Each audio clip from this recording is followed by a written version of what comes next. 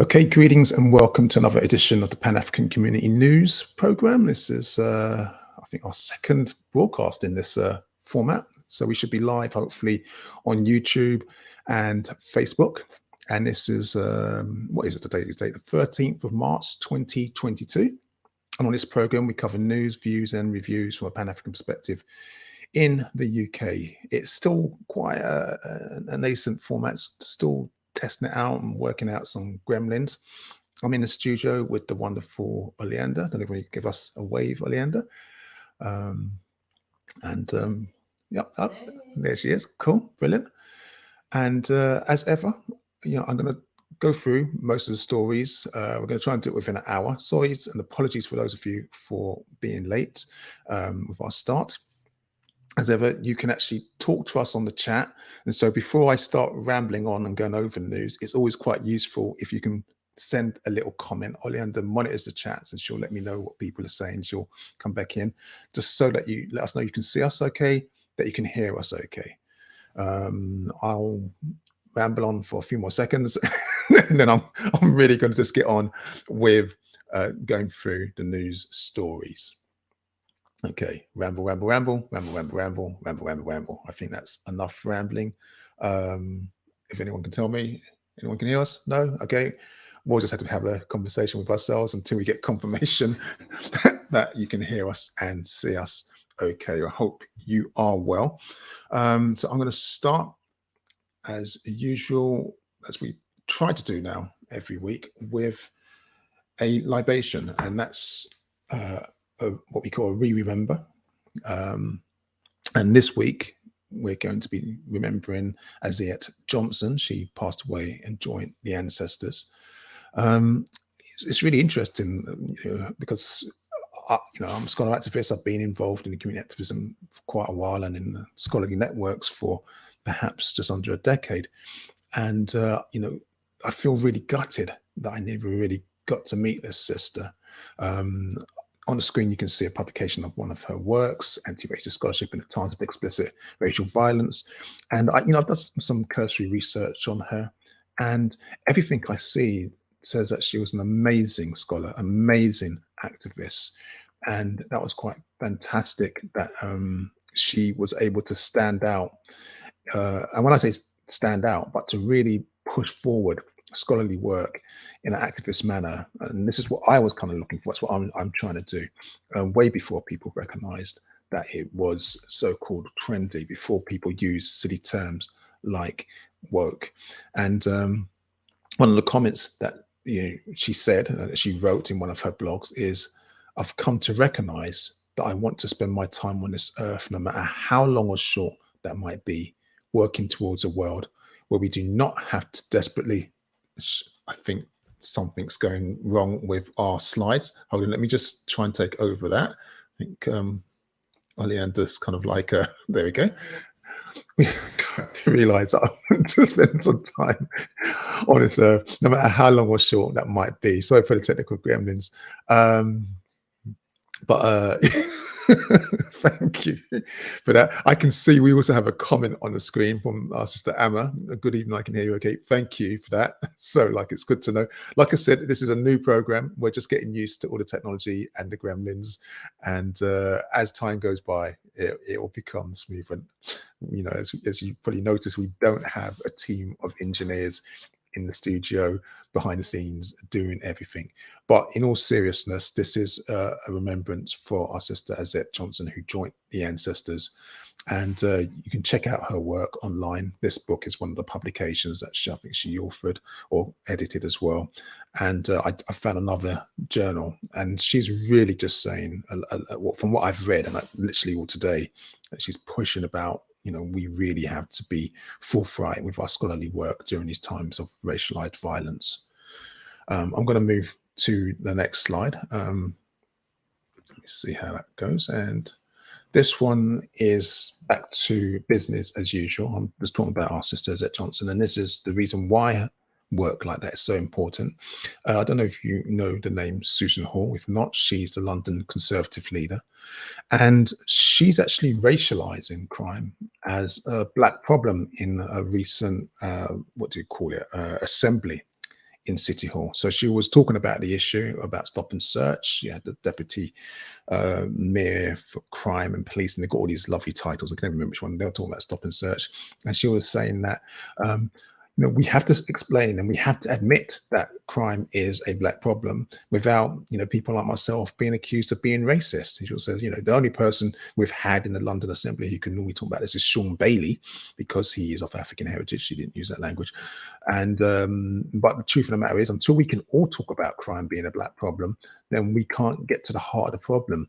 And there's been a response from Society of Black Lawyers, or not Society of Black Lawyers. There's an organisation, an activist group of what they call Black Lawyers, and I think Lee Jasper's made a comment, and there's been a few other complaints about this. Liberty, I think, made a statement about this comment. I think the truth of the matter is that we know that whenever African people are framed through the lens of criminality, then what happens is that the stereotypes become abundant, and people who are already got racist tendencies run with this this legitimization from authoritarian figures. And of course, as the London Conservative leader at City Hall, Susan Hall is one such figure. It's really odd, because I was doing some research recently on Afrophobia, and people are not always aware that today we call it Afrophobia, or those of us who are aware of it, but before it was actually called Negrophobia. And this question about the black problem is not a new one. It's a timeless one in states where the majority ethnic community are racialized as white, and the vulnerable, socioeconomically disadvantaged communities are racialized as black or brown or red or whatever color they have. And so this idea that a Tory would say that crime is a black problem, it's disproportionate a black problem, really misses the point completely. Completely ignores the fact of sexual violence, and making this argument that there's some kind of political correctness that's in effect, and that she's some kind of truth speaker, saying what no one dares says, and until we speak these truths, we can't solve the problems, is complete nonsense. I don't want to spend much more time on that, but I just wanted to lead with that, because we have one academic who's actually working with facts and figures and data, and she's joined the ancestors, but we know it's a real problem. And we have this politician doing what politicians often do. Let me see if I can go to the next slide. And that's one of, thank you, that's one of the Ukraine conflict right now. And many of you will probably be aware of what's taking place, where people of African and Asian heritage are being denied safe passage out of a war zone because of their ethnicity. Now, over the last couple of weeks, we do this program every 2 weeks, and that's why I like to update on the stories so we can see how it progresses. What's happened is that before, Nigeria wasn't making a much statement about this. They were just kind of witnessing, but now they're actually, the government itself is actually coming out and condemning this treatment of African people. In fact, there's a report on the BBC website and inside the Telegraph newspaper, well, comic, I should say, that the police are actually pulling guns on some of the African migrants. What's happening is outrageous. The racism is through the roof. There's around, I think the Nigerian president said that there's around 3,000 Nigerian students in Ukraine right now. And they're trying to get out and trying to flee to safety. And what we now know is that on the border of Poland, that's where the problems tend to be happening a lot as well. So it's not just, and let me be really clear about this, because I don't want to conflate the issues of neo-Nazism that exists already inside Ukraine. We know that's an issue, but there's an issue that there's racism or Afrophobia in Ukraine itself, which says that when these students are trying to get on buses and coaches and trains to get to the borders, they're being denied access and being told Ukrainians only. So that's the Afrophobia from the Ukrainian side. And then when they reach the borders, that means that they've had to whatever, get car lifts or however they've got there. Then when they're trying to get through, then the borders on the Polish side are saying Ukrainians only. So this racism is coming from both sides. Now, the Legality Organization has already written to the Polish government. We haven't received a response yet, asking you need to sort this out. But this is the issue, and I kind of want to stress that quite carefully, because I know people are conflating this issue. They're not quite, if you have sympathy for Ukrainians and you're sympathizing with neo-Nazis, well, no, I don't quite believe that's right. There are some Ukrainians, and many Ukrainians, who are just caught in this the same way that people of African heritage are. In fact, what we should really be talking about, instead of Ukrainians, we should be talking about people in Ukraine, because people in Ukraine who are actually fleeing from warfare, and that means that they're all going to be of different backgrounds. So that's the situation that's taking place there. I just seen a nice message come up online. Great work, my brother. Thank you, my brother Perry. Good to see you and hear from you. So let me keep moving on to the next slide. And I'm not sure if you've heard what's happening on the Twitter sphere, but the one they call William Windsor, he's made a new statement. He was I've forgotten what the event was. Oh, my memory's starting. I'm getting old. The memory's starting to go. He was at one of these social events. I can't remember what it was, and they had a raw reporter catching all his notes, and he made this implication, a statement about, yes, it is outrageous, isn't it? I mean, we're not used to war war is alien in Europe. It's not like it is in other places, and so he's being called out essentially for this comment, because again, he's feeding into this Afrophobic racist narrative, which implies that war is a normal state of affairs in African, Asian, Arab nations, when actually this is obviously not true. I mean, if there's one part of the world which is familiar with constant warfare for hundreds of years, it's actually Europe. It's actually Europe, with its civil wars, with its exploitation of wars, and then of course the Euro-Americans with their attempted coups. But this narrative, which comes from the House of Windsor, it's indicative of the racism that's been perpetrated across the entire media for the last few weeks, kind of arguing that this is beyond the pale, because it's actually affecting people on the European mainland. And I think you've probably heard all the debates, so I don't want to rehearse them over here. But what I will remind you is that the William, some time ago, was it 2017? He also made a comment, just as a reminder, because these people have form. Some people might say, it's a slip of the tongue. He just got caught up in the media frenzy. Well, actually, just remembering it was a few years back, he was actually making comments that the threat to wildlife in Africa was caused by overpopulation in Africa. So it was African people that was damaging the ecological system, and that if we have less children, we don't procreate, then therefore climate, the environment would actually be in a healthier place. And this is a really outrageous and hypocritical stance. It's been encouraged by the likes of Bill Gates, talking about population control, all these kind of things. And it's bearing in mind, I can't remember how many children William has. Is it 2 or 3? So there's a level of gross hypocrisy when we hear those comments. Sister Orlando, I can see you. Yeah, I just wanted to say he's feisty about, that's just nonsense. I mean, his wife is pushing babies out like, and anyway, but the first thing I was gonna say actually is that aside from the actual wars that Europeans are in, don't forget Britain sends arms out to people as well, and that is a war in itself as well. And they don't want to be seen on the front line as if they're not doing anything, but they have a lot to do with many wars that go on, even if they're not directly involved in them. No, well said, exactly. And one of the issues with this particular conflict that's taking place in Ukraine is that they're arming Ukrainian citizens.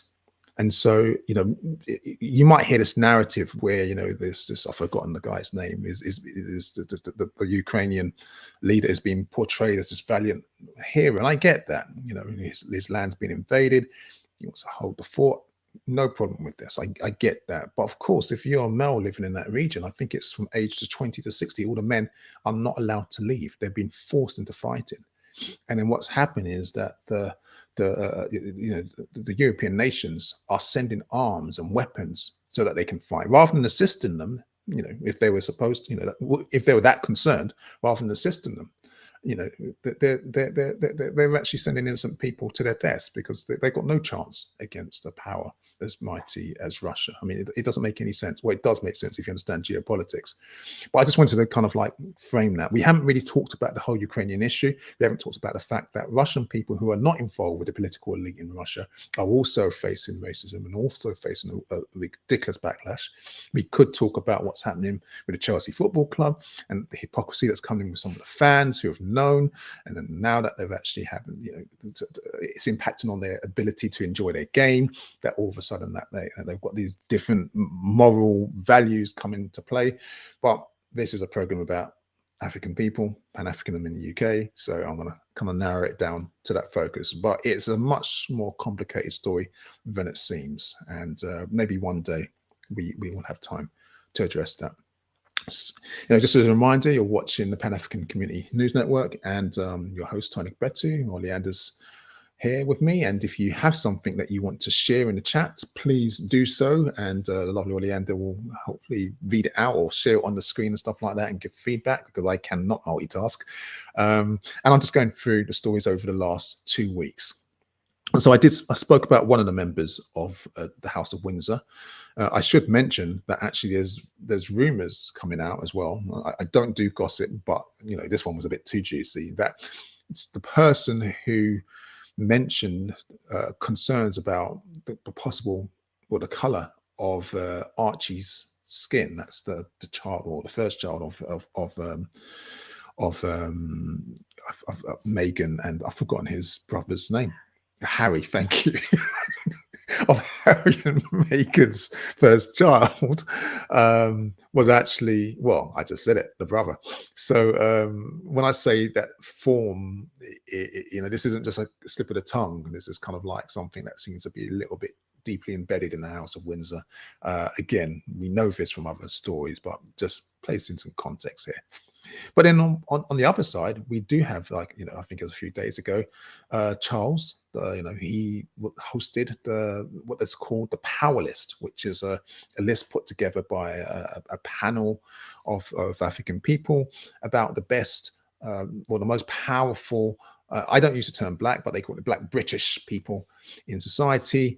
And these are people who are actors and bankers and basically landed gentry, those with money, with cash, with influence. And so he hosted them at the at Clarence House, which is one of the royal domains. And he makes this comment about how impressed he is with all their successes. And there's no scandal here, actually, just in case. I mean, unless you kind of like view his comments about them finding talent in all kind of dark places or dark corners around the country as scandalous. I don't think it's really scandalous. It's unfortunately, we've internalized this idea of darkness as some kind of bad thing. But I just wanted to make the comment. This is all what's taking place within the same week. I think what you're finding out with the House of Windsor is that they're really caught with trying to put out fires.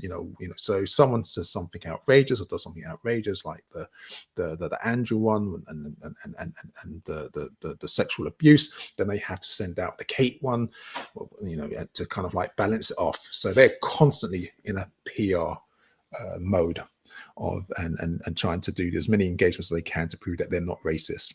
Me think they just protest too much. We already know that. We already know. Let me move on to the next slide.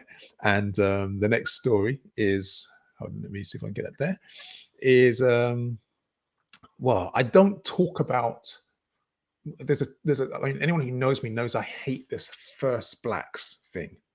We've got this obsession with being the first black X. So the first black to brush their teeth, the first black to make it to the moon, the first black to do this. And we kind of, it's been socialized. It's been, we've been culturalized and socialized to kind of like go, yay, we're the first black people to do this. We're the first black people to do that. I don't use first blacks as a terminology. And even though the power list is quite strong in doing that, and it has got a positive effect, I think it hurts us in a sense, because often when we're talking about being the first black, it means being the first African to do something that a European has already done. And so as an achievement, we're kind of cheering for something that's secondhand. So I rather when we do something and we acknowledge it and we don't wait for anyone else to tell us. But that doesn't mean we shouldn't acknowledge when good things have happened and when achievements have taken place. And in Birmingham, I think is it Erdington, the MP Paul Hamilton has she won the election. I think there was a by-election. I don't know if someone passed away or whatever, but she won. She's now the first African member of Parliament in that ward, I don't know much about her, so I'll be keeping my eye on her.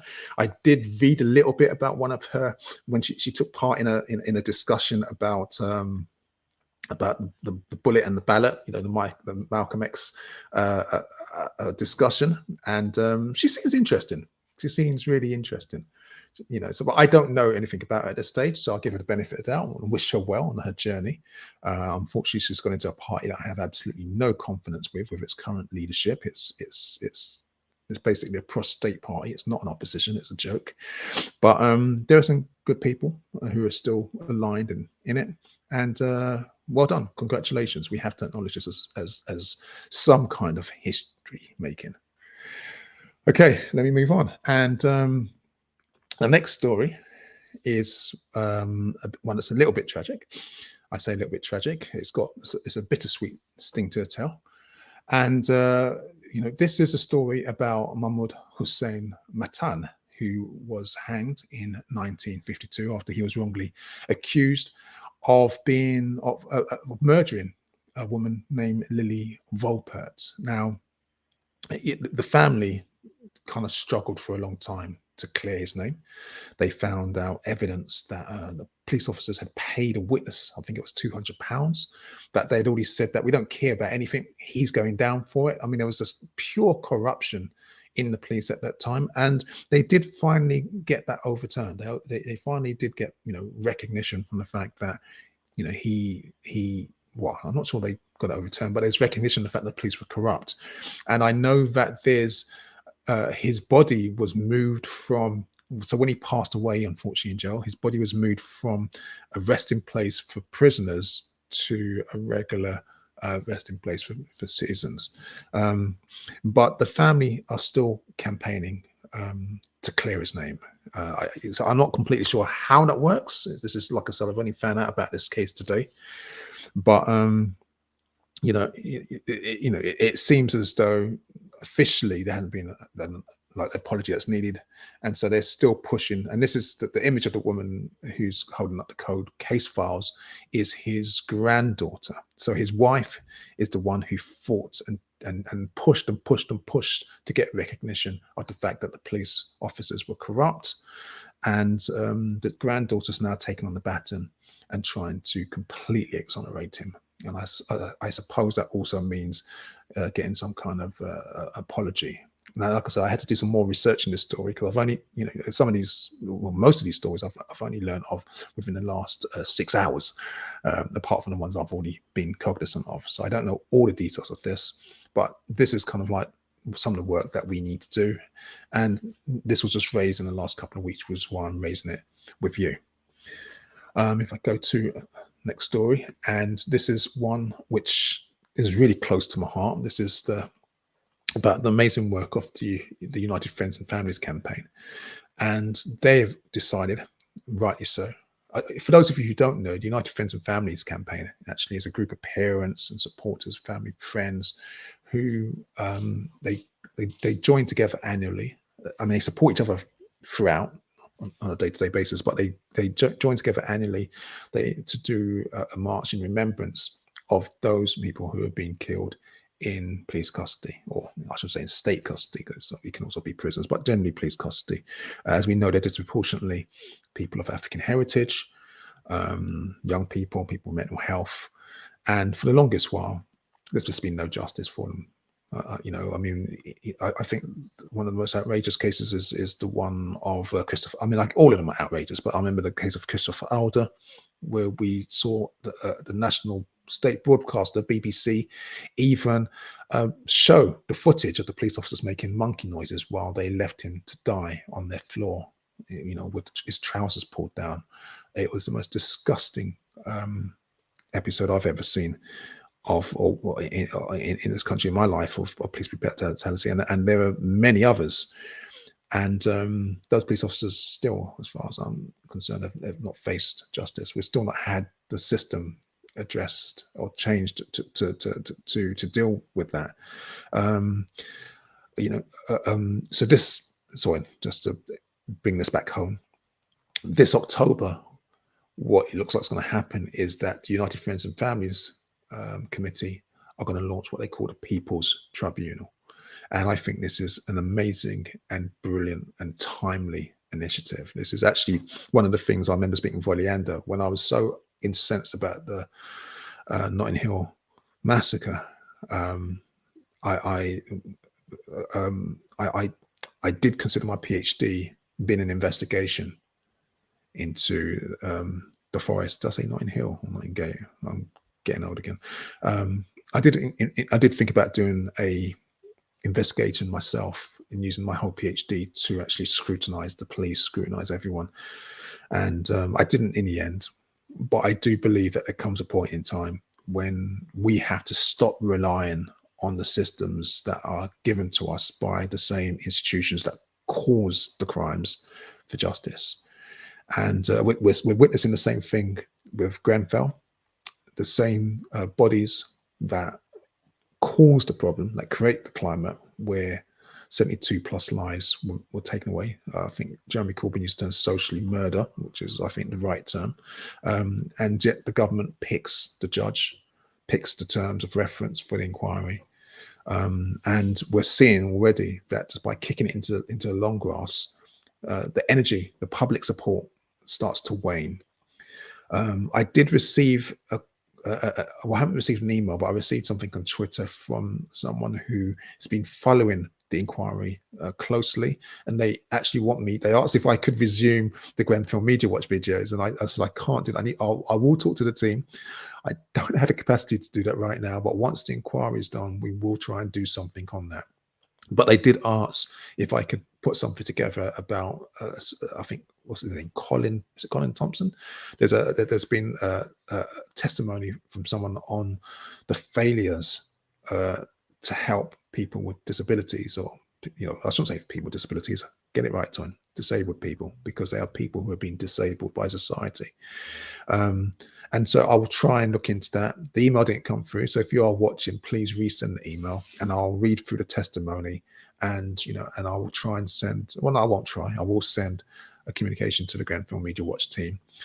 It might take a couple of weeks. I'm sorry, please have to wait and bear with me, and we'll see what we can do on that story. So it is wonderful to hear that the Youth United Friends and Families campaign are doing this tribunal, because the last time I saw something like this, that was the Colin Roach family inquest. I think they put together. I haven't got the book here. I took it to the university the other day. I was showing some students about the power of people actually running their own inquest, running their own tribunal. We need to do this more often, and we now have academics. We now have QCs, human rights experts. We have the expertise in our hands to do this and actually to reach our own judgments. So yes. Okay. Just a reminder, you're watching the Pan-African Community Network, and it's 13th of March 2022. I'm your host, Toyin Agbetu. I'm in the studio with the lovely Oleander. Please feel free to send a message on the chats, and I'm not really good with all this social media, so you can do it on YouTube, you can do it on Facebook. It should pop up, and we're actually getting to a stage now where if you actually want to come in and make a contribution and talk as well, that's something that's going to be available very soon. So it's not just us talking to ourselves. You can actually talk to us. And I was talking with Oleander today as well. We were talking about perhaps, no, I'll leave that to later on, actually. Anyway, let me go to the next story. So the next slide is basically an appeal for information about this young sister who passed away 17 years ago. She fell to her death. We don't know whether she was pushed or whether she jumped, and this is why the case is still open. She fell from the Wembley Point building, which is a skyscraper right at the top. It was a restaurant at the top, and the rest of it was used for commercial usage. It was a business base. And the police are looking really to see if there's any more information, because they, one of the things that could help to identify her is the fact that she was holding this canvas that you can see on the screen. So you see this canvas where it's got a face missing. Well, this is what she was clutching when she fell to her death.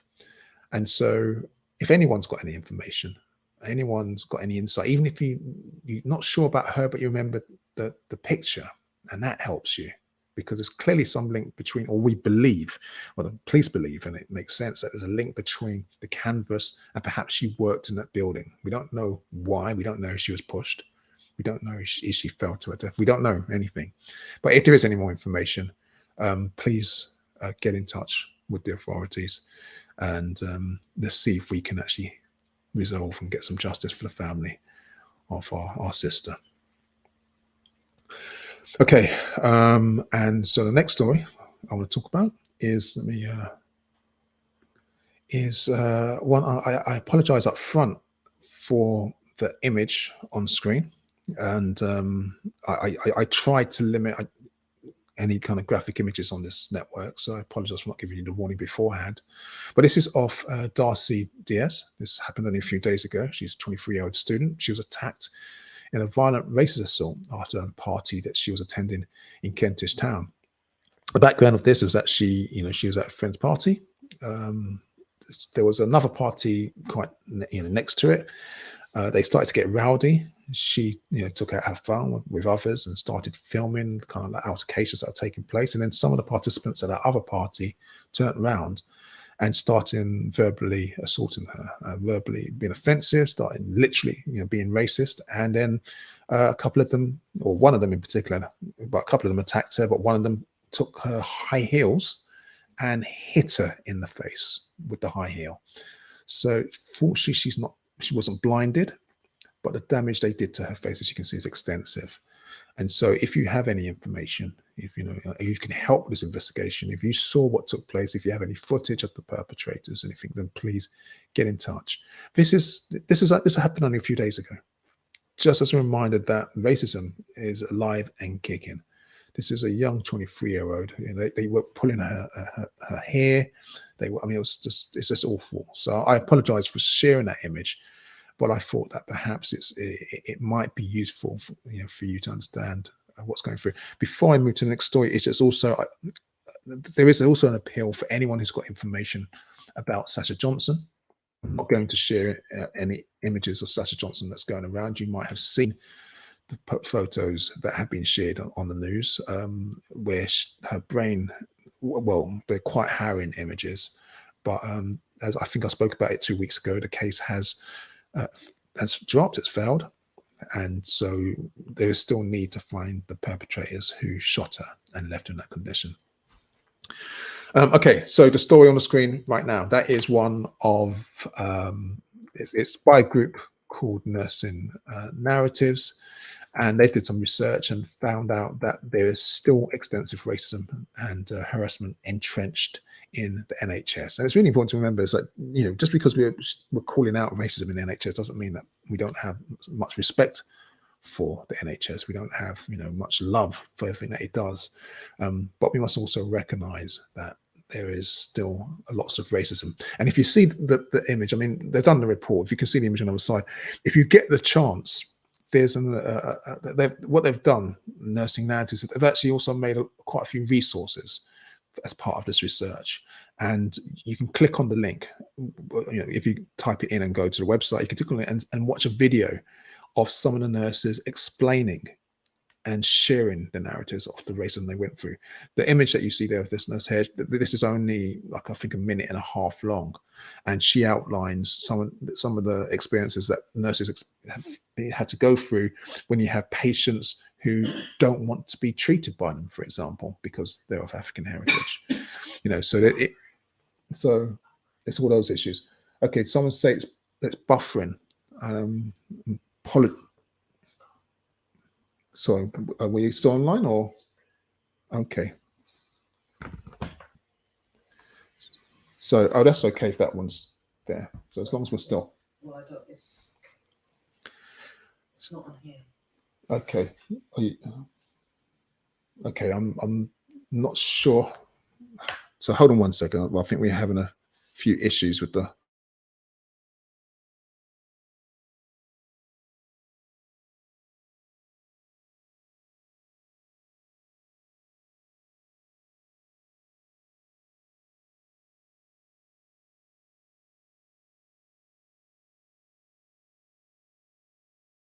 Okay, I'm going to keep going.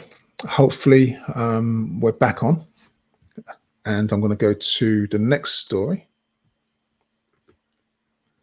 Let me see if I can do that. And that's the story of Siggy Cragwell. Is that, yeah? So Siggy Cragwell, 82-year-old elder, came from Barbados to London, to work in 1962, and he's now Thameslink oldest employee. And this is really quite a lovely story and a tragic story in many ways, because he's received 2 lifelong awards for service. There's, he's an avid cricket fan, and I think there's one of the stumps or one of the areas have been named after him as well. He used to play cricket for different organisations, and the reason I say it's tragic is it's great in the sense that he's been recognised for his work. He's been recognised, for his his diligence and his upbeat spirit. And people really kind of like him. And when you read his own testimony, you go to My London and read his story. It's amazing. He talks about training they got a couple of weeks training in the Caribbean before they came to London, about language and money, and everything was paid for, but they had to pay it back. He's got a really great attitude, great upbeat spirit, and he's always worked in trains. So whether it's London Underground or British Rail or now Thameslink, he's worked in trains. He knew he wanted to work on trains. I just struggle personally with the fact that an elder who's 82 years of age has to get up at 4 a.m. every morning to do a 6 a.m. shift, and that society isn't taking care of him. I'm not saying that he shouldn't work. If he wants to work, he's got the energy to work, he should work. But I think that there's other tasks, like managerial tasks. He would have acquired a really, a wealth of skills, and there's something that doesn't sit right with me about him waking up at 4 a.m. every morning to ensure that everyone can go about their business on the trains when he's given so much to the nation. And this is, this to me ties to the story we just spoke about with the nurses who experience racist abuse in NHS. Because, if you're watching this program, you're probably, my generation, a bit younger, maybe some older. And our parents came here and literally helped rebuild this nation after it was bankrupt from World War II. This nation called out, and I say we helped rebuild this nation. We were our ancestors were forced to find a better life for themselves after they had been decimated by the shenanigans of this nation. And I'm talking about, yes, I'm talking about enslavement. I am talking about colonialism that left our homelands impoverished. They maldeveloped them and continue to maldevelop them. So I there's something that doesn't sit right for me, that that Siggy Cragwell will be working in his 80s and getting up at 4 a.m. in the morning every day. Something just doesn't sit right. But I want to kind of like salute and hail our elder for amazing work and amazing role model that he is for not just us but for many others. Let me move on to the next story.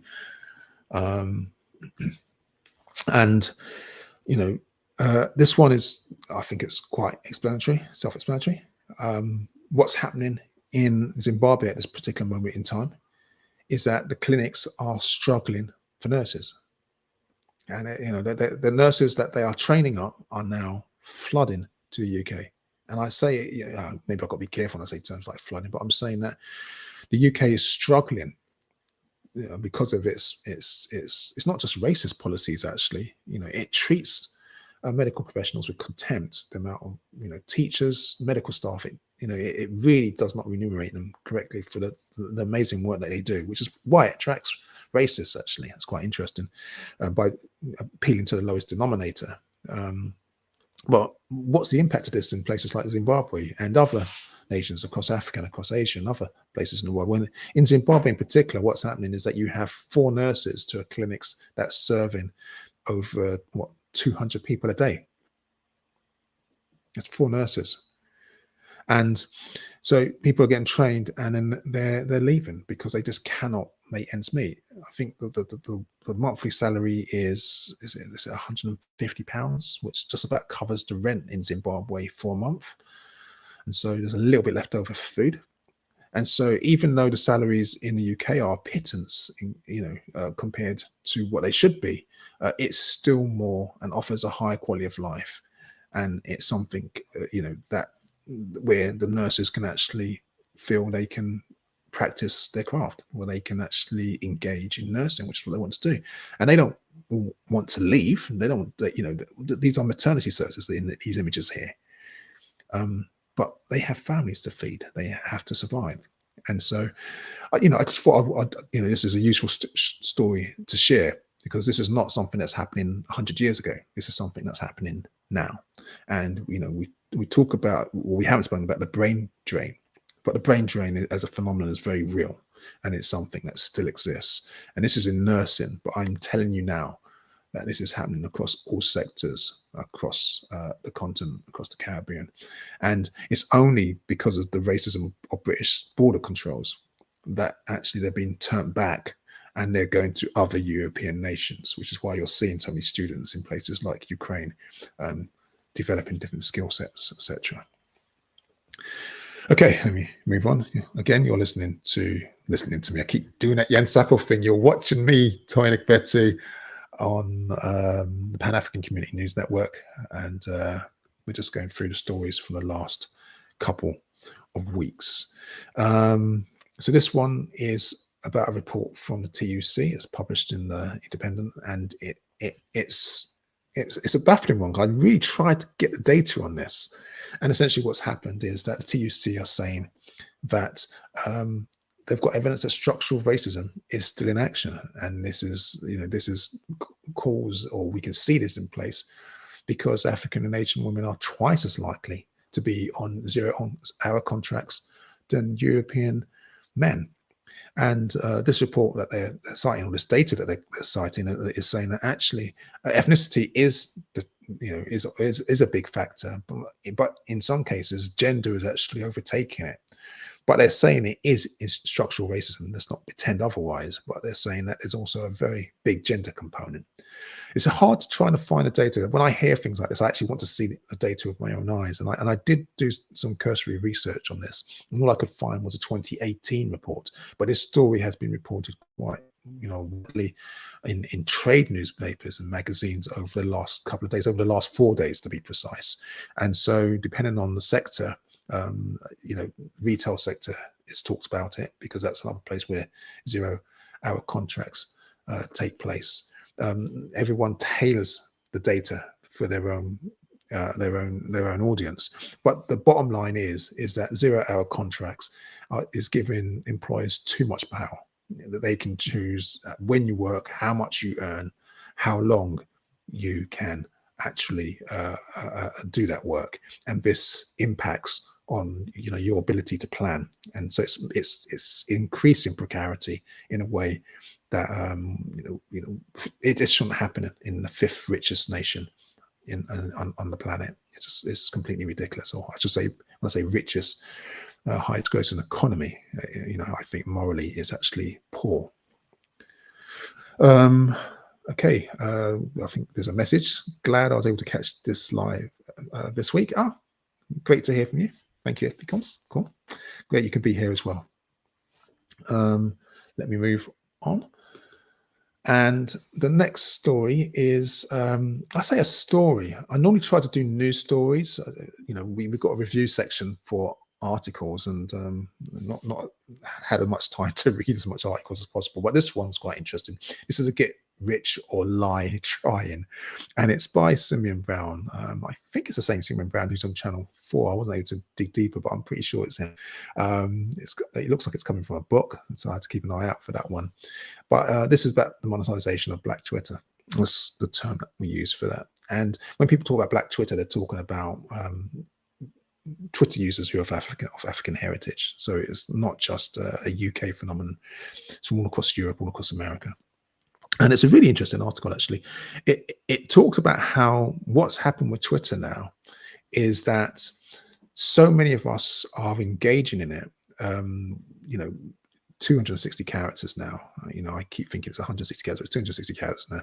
And while we're engaging in it, what's happening? There are people who are continuously on the hunt for our comments and our quotes and our words, and they're plagiarizing them and monetizing it. And so the monetization isn't actually coming back into our community.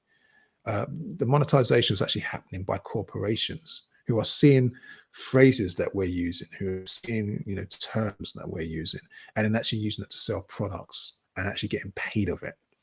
So like I said, it's precarity means we're often forced to find ways to innovate, but we have to always be mindful that even when we're innovating, even if we're innovating at 260 characters, there are still parasites. There are still those who are seeking to extract everything, our labor from us, even in our words, so they can monetize it, turn it to adverts. And the article gives an example of a product launch that came off a tweet, and where they kind of like raised their market share based on something that happened on someone's tweet. And you can be pretty sure that the person who originally wrote the tweet doesn't get the credit. They don't get the money. They don't get any profit share. So this is what I found an interesting article. But again, it's not me saying that we mustn't innovate, we mustn't use platforms, but just be mindful that our intellectual property is constantly wanted, regardless of what people say, and is constantly being plagiarized and exploited. Okay, let's move on to the next story, and that's one of 3 senior African staff members who quit dramatically in 1 week, and they've done that amidst. I'm not saying there's a link between the figures being sourced, but as figures were revealed that there was a lack of representation in senior commissioning roles, they left. And this is really, really important, because this is where, I don't know if you've heard the phrase, you might have heard me say it before, that the inclusion, the illusion of inclusion comes to play and comes to mind. Often, since 2020 with the Black Lives Matter protests and the heightened awareness of Afrophobia, media organizations have been jumping over left and right to pretend that they care about us, that they care about racism. And of course, you have some people in those institutions who really do care. But you also have those who are doing what it takes to manage their reputation, to make sure that their brand is not sullied by racist rhetoric or reports of their racist behavior. The Barbican, you might remember the report that came out by cleaners who kind of like decided to publish independently a report showing the racism that took place during the pandemic. You might have heard recently, that's not inside this news broadcast, about the cleaners at the Great Ormond, gosh, that's where it is, gosh. So the Great Ormond Street Hospital. Yeah, I remember acronyms sometimes. This is bizarre because I normally hate them. Hospital. They won they've been campaigning, they've been protesting to get paid at the same rate as NHS workers, other NHS workers, and they finally won. And so this has all been taking place during precarity. It's been taking place during lockdown. It's been taking place during heightened awareness of Black Lives Matter.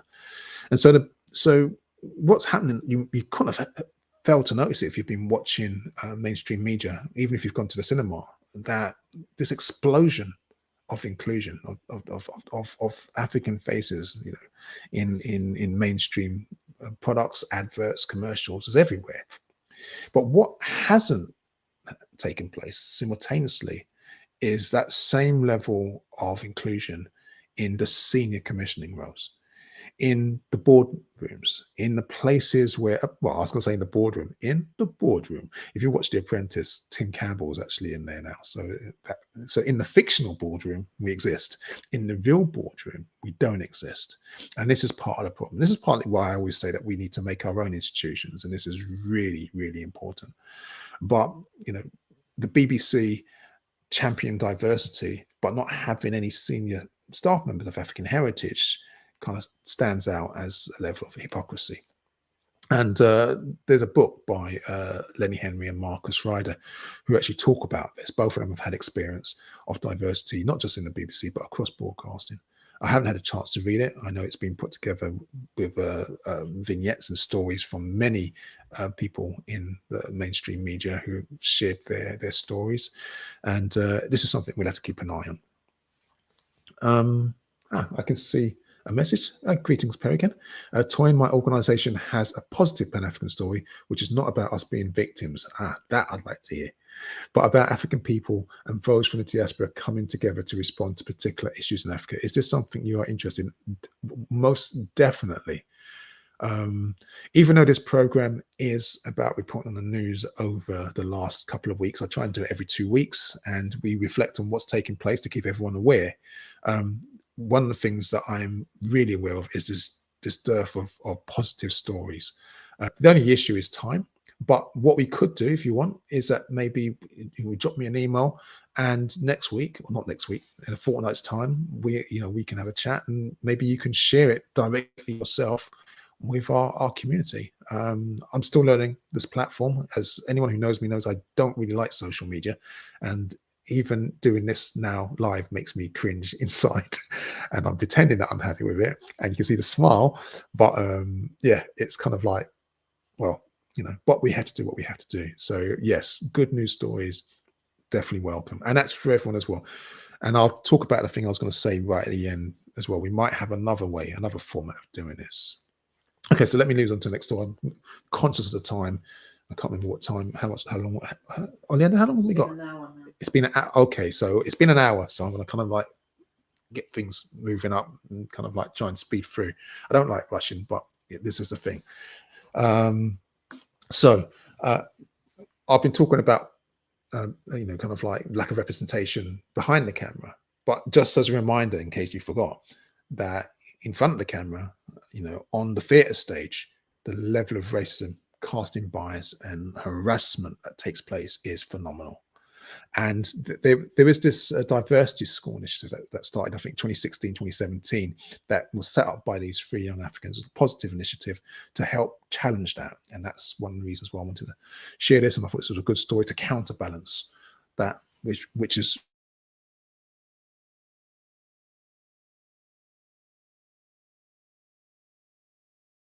place. Much of the challenges that take place is not just the faceless bureaucrats that we think exist inside those industries, but in somewhere like acting, it's also really famous directors and actors that are actually on the boards who push and bully and intimidate people. And no one will challenge their racism in public because they're frightened of their career being tanked and being sabotaged if they stand up to them. And so this is part of the reason why we who are not in those industries, this is the reason why I like to talk about issues of Afrophobia across the sector. Those of us who are not in those industries, we actually have almost a moral duty to speak up for them, because they can't always do so without damaging their own careers. And so that's why I wanted to share this on top of that, and just reminding us it's not just behind the camera where we're seeing these problems, it's also in front. Okay, what's the next story? And I think, hold on, have I gone too far? I think we've gone one slide too. Let me just go back a bit. Okay, and just to give you an update, I won't labor on this, but we did say that we were going to try and talk about missing people in our community. I can't go, time-wise, I can't go through all these case stories, but what I will say is that these are just the recent missing people in our community over the last couple of weeks. The youngest is Blake at the age of 13, and you can see everyone else there. If you have any information, then you can contact missing people between 9 and 11 p.m. free of charge, completely confidential, on the number that's on the screen. I think is it up there or is it up there? I can never remember which way to point. I'm not making light of this issue. So it is a serious issue in our community that we are losing, and in many times I should perhaps report back when we do find people as well. But unfortunately, what happens is that people go missing so frequently, and we don't know about it. We don't see them on national news programs. That we just don't have the capacity. Okay. So this is the next section, part of the program, that we call community reviews. I'm going to go to the first one. This should normally be a fun part of the program. This comes from the Yansapo old format of the wind down zone, but I will say that I don't have much. Let me go to the first slide. I don't have much to report I was going to say this week or this month. Is it this fortnight? There you go. I don't have much to report this fortnight. I did attend the online community conversation, which was hosted by Lambeth, and it was a very interesting debate, actually. It was talking about their plan to change some of the toxic symbols in the public realm, so taking down names of slavers, colonialists, and replacing them with African names. The young people in Lambeth, there's a youth council. They came up with an amazing statement. I wish I recorded it, and they really showed how they're leading on this agenda. In fact, they were so on fire. I mean, when I say on fire, just talking with positivity and strength. They just want those names and statues down. And it's a council that was a little bit kind of like hedging its bets about what it can do and what it can't do. And you had the usual questions about people, is this going too far, and it's in the past, and blah blah blah blah. But at least the discussion is still taking place. It's like we're 2 years on and the discussion is still moving slowly forward. I also want to just say, before I go to the next slide, I also want to say that there was another event at the same time that I tried to attend, which was my memory was it Aya? There's a Pan-African poetry forum that takes place every month, and there's a special one for International Women's Day. And I tried to log in. I couldn't log in. It was an Eventbrite thing, and unfortunately, no matter what I did, it just wouldn't let me get onto that program, because I was going to try and spend my time in half of them. So I spent all of it in this one. But yes, that's just something to think about. If you have a time, I'll try and get the exact name of the event, because I think it takes place every month. But this session looks really amazing. It was sisters from across the diaspora who were sharing poetry, and I was gutted that I missed it. But this was a good event. But this is what's happening in Lambeth. Let me read this quote. Thank you for sharing a story about the book Get Rich or Die Lying. I'm just about to order the book now. Thank you. Oh, no problem. And that's good. Each one teach one, and we keep in the community. So I appreciate that. Of course, if there's anything I mentioned you want more details on, let me know, everyone, because that way we can actually help support our own industries and entrepreneurs and stuff. And I'll try and make sure we do more of the FB comms. Just for those of you who don't know, if you are an African industry business and you are interested in actually an Afrocentric approach to marketing, something that doesn't, you kind of like believe in integrity and having values, and actually not being kind of like a ruthless entrepreneur, but actually having values of love and having care, but professionalism and expertise, then type in FP comms and see what comes up. Because many of us, when we are engaging in business, we just don't understand that we have some amazing services out there that can help us, and we don't tap into them, we don't support them. So thank you for that comment, by the way, and thank you for again preaching what you teach. So let me go to the next slide, and this one this one is not a review in the sense of an event that was in the public.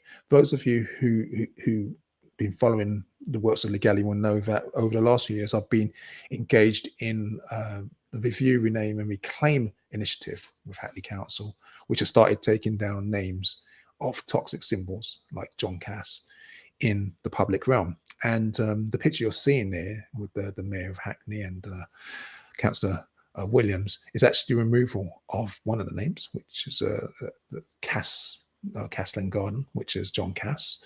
And this was a good initiative. We kind of like took down the symbol.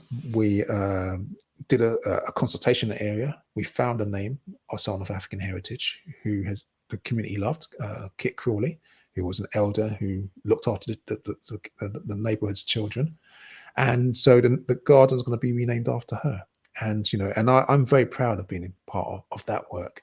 I also spoke to the Cass Foundation, and they're changing their name. They took down the sign almost immediately after I went in there. So I'm proud of that work. So why am I reviewing this now? Well, I don't normally talk about meetings I have in private, whether they're council, university meetings. It's just values and ethics. I'm not that sort of person. And I'm not going to share the details of the meetings I have to make this work. Some of them are very boring as well. But in this particular instance, I do want to say that last week I did have a meeting with the council, and we were having a review of where we're moving, because the biggest place in Hackney, one of the biggest centres in Hackney, is changing the name of Cassland Road. It's a huge road, and that name has to come down. And it's going to be expensive to take it down. It means renaming, like shops. And I mean, it's just an expensive business. And the council, I understand, are dragging their feet, but they know it has to be done. And then this week, to my horror, I won't say the name of the councillors, but the politicians have actually started to say that actually we're happy to take the symbols down, but what we don't want to do is replace them with names of people of African heritage. We want to be more inclusive. And this just irated myself and some of the other people in that meeting. Our argument is, you made a big statement about being anti-racist, Hackney. You put it in, you this big performative show. You remember all those media organizations that put that black square on saying that they're anti-racist, and they're going to support the Black Lives Matter and all this kind of diversity and inclusive stuff, blah blah blah blah. And now they're just slowly backtracking. Now that the spotlight is no longer on Afrophobia and police brutality, and it's the same way it was, and it's moved on as far as they're concerned, not as far as we're concerned. The backtrapping. Well, I live in Hackney. I work in Hackney. I was actually born in Hackney, and I ain't down with this inclusiveness at the cost of anti-racism. Anti-racist work is inclusive work, and it's not enough to take down the name of Cass and put Teletubby up on there or put something else up on there. The bottom line is that if the name has been there for hundreds of years or decades, whatever it is, venerating evil, and that's how I see it, then what has to come down has to be replaced with something that cleanses that.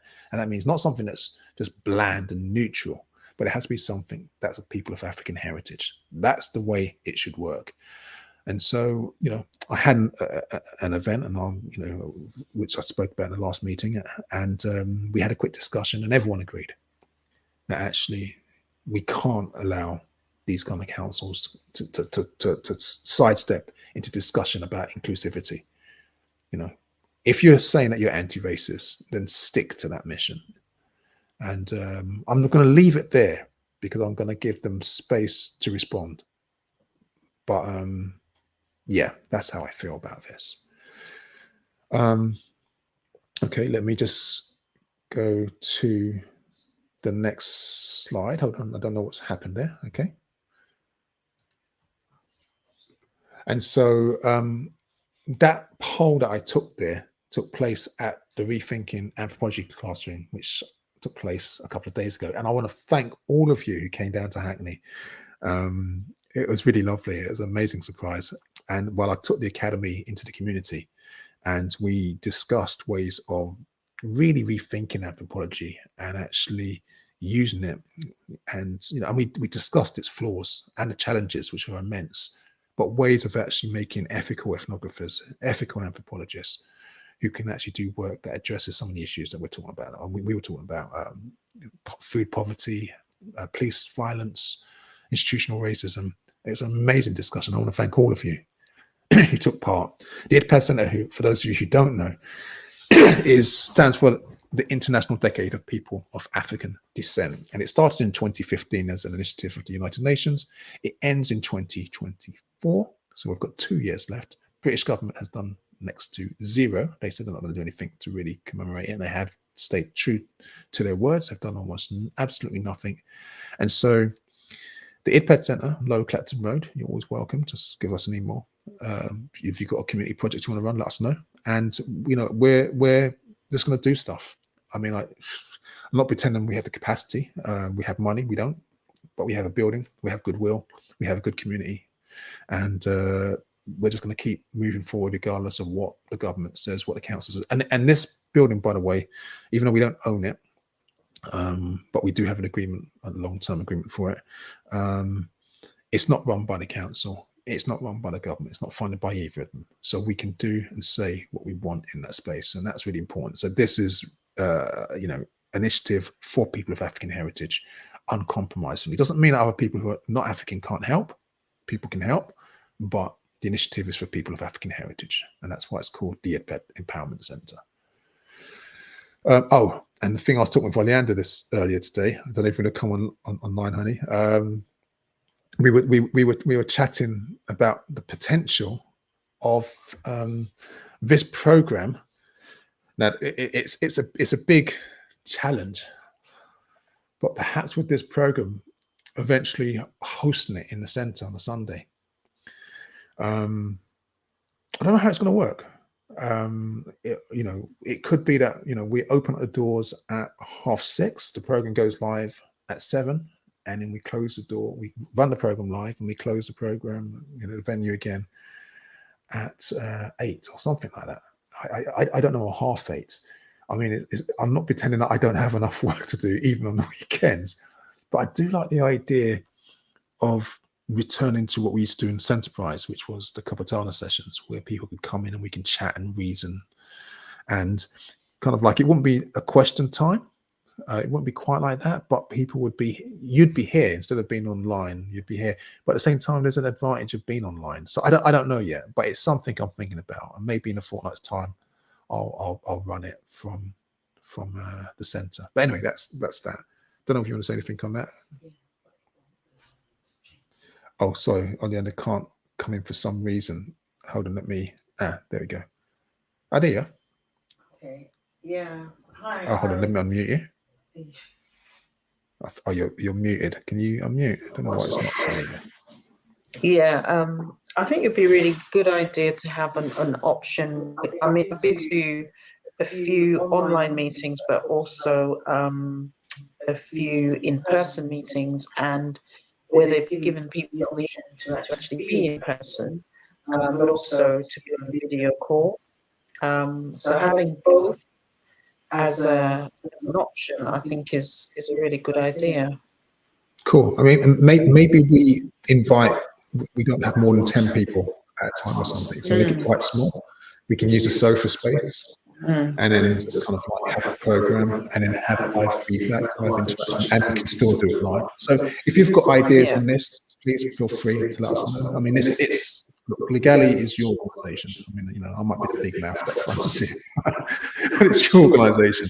And any resource that I have that I can share, I mean, it's your donations that makes us go. I mean, it's like anything we have, we can do. I'm up for. So, thank you. So I think we're coming to the end of the program. So I want to close with what I think is a lovely story, which is that of our community champion. So let's go to that slide. And I think let me start there. This is the story of Naomi Townsend. She's 6 years of age, and look at that beautiful smile. And Naomi did this amazing thing. She was at school and they said, everyone's got a project to raise charity. So Naomi, I want you to go out and raise £22. And what's the project you want to raise for? And she says, well, I did some work at a homeless centre, or homeless people that looked at rough sleepers and homeless people. So I'm going to raise money for them. I'm going to get enough money, the £22 that you told me to do, and I'm going to make a cake for them so they have food, etc., and stuff like that. And so she went off and set up her own GoFundMe, and lo and behold, young Naomi raised over £2,000. It's just an amazing good news story. I just love it. I just love the compassion. I love the innovation. I love the fact that she, it's just, it's amazing. And yeah, I think I wanted to close on that. Did you want to say something? Yeah, I just wanted to say that is absolutely amazing. Oops, you're muted, I think. Sorry, people. I think that's absolutely amazing, and I really wish right now we had one of those kind of jingles that cheer. I think it's amazing. Oh, bless her. I think there is one somewhere. I just don't know how to put it on. But yes, it is. And as long as we remember that there's always good people out there. There's always hope. No matter. I don't want this to become a negativity for everyone. At the same time, I don't want to disarm us. I have to share the bad news because we have to know what we're dealing with. Our children have to know what we're dealing with. We can't do so without that kind of information. But there's also good news. As our brother Perry said, he's got some fantastic stories to share, and we can do that. And we just got to get the balance right. So there's a lovely message from Epi Comms. This is a lovely segment. Community champion, love it. Thank you. I'm going to try and see if we can keep it going. I must admit, it's a struggle. Not that we don't have community champions, we have loads of them. It's just trying to get all the news in time. I tend to have 6 hours. I put everything together on Sunday, so I have 6 hours to really learn everything. As you can tell, I'm running without a script, so it's all in there. But if we can research the community champions as well, or there you go. Teamwork makes the dream work. If you have community champion that you want to recommend for the program, you find one, you see one, you know one, please feel free to share it. The same thing with remembrance. If someone's passed away that meant something to you, please feel free to share it with us. I think as a community we're supposed to be doing that to our newspapers. That's what we do back at home. We remember those who passed away. So same way we can do that. So I'm going to close this out and say thank you to our brother Colin, who, without his amazing work, I'll be sitting here just twiddling my thumbs because there's no way I can get all this work done on a Sunday by myself. He does an amazing amount of work. There's so many more stories. I just couldn't go through them all in time. I felt, so thank you, brother Colin, and I want everyone to acknowledge him. I want to thank you, our Nigeli supporters, family, our community. Sister Oleander, thank you for holding the fort, as ever. And I'm going to close as I always do. And in these precarious times, these challenging times,